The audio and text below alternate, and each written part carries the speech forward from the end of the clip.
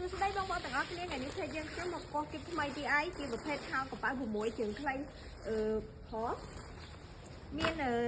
ចកេះកស៊ូនិងចកេះលាវបងប្អូនបើបងប្អូនណាត្រូវការយកទៅលក់បន្តអាចតាក់ទងមក page VL Shop និងតាម Telegram ដែលបងប្អូនដាក់ខាងលើឲ្យណាបងប្អូន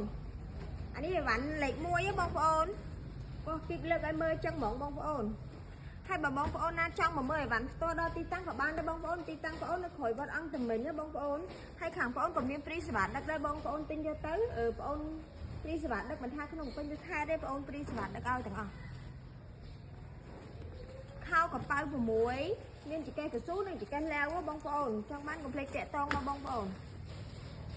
អីវ៉ាន់លេខ1បងប្អូន